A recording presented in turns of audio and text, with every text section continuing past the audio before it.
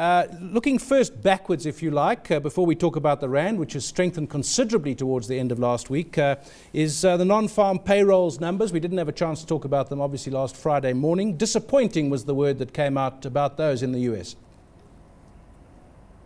Morning, David. Yes, absolutely. The market was expecting payrolls to grow in the region of 130,000 in the month, but in fact came in below 100,000. I think about 95,000 was the final number. So on the whole, pretty much disappointing as far as the market's concerned, except that what it did do was spur expectations that the Fed will probably announce another round of quantitative easing at its meeting this week, and that's in large part why you saw the rand continue to strengthen towards the end of last week, as you just alluded to. Right, and looking at the European issue, the euro against the dollar there, 127. It seems to me that for the past few months it's been locked into that range, 123 to 126. Did go down to 120 at some point. So if you look at the euro dollar and the rand strengthening there, explain that and what's likely to happen next with those currencies. Well, the euro dollar has been strengthening of late, and also in large part related to what we've seen action taken by the leading central banks. So the fact that the ECB did go ahead and launch another round of bond purchases certainly did help to spur the euro forward, and the fact that expectations are rising that there's going to be further QE is helping to pull down the dollar, and thus also helping to strengthen the euro. And given the close relationship that we've seen historically between the euro and the rand, it's therefore not altogether surprising that we've seen the rand, along with most other risky currencies, in fact, and commodity currencies and risky assets also strengthen on the back of this euro strength.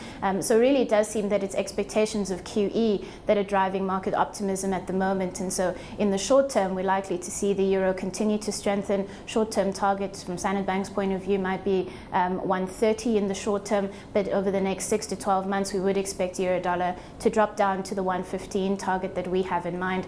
And so therefore in the short term, the rand could be poised to make some further gains, but again, over the medium term towards the end of the year, we still remain wedded to our 860 fix. Of course, the markets have been reacting to every little signal that they can find because of the uncertainty. Now, one thing that will be very definite is the Constitutional Court in Germany's expected ruling on the legality of what the German Bundesbank or the German economy, German politicians are allowed to do or not allowed to do in terms of financial arrangements with the rest of Europe.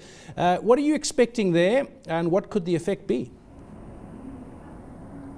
Well, our expectation at this point, it does seem that there's not going to, the Constitutional Court ruling certainly will be in favor of the ECB's actions and Ms. Merkel's actions thus far. But what everyone is worried about is that this might be imposed with some conditions that could limit the Eurozone's ability to move forward or, engage in further bond buying or further constrain the range of actions that are available to help stem the crisis. So I think that's what everybody's primarily concerned about at the moment. So not whether they will get a yes vote, but rather what the conditions that come out of that, what might be attached to the conditional granting of this by the Constitutional Court. So that is likely to be quite a key event this week, apart from the FOMC meeting, and of course could be quite pivotal for the euro dollar. But again, as I mentioned, we are expecting euro dollar, given our expectation that the vote will get a yes nod from the court, we are expecting that euro dollar will probably strengthen in the short term.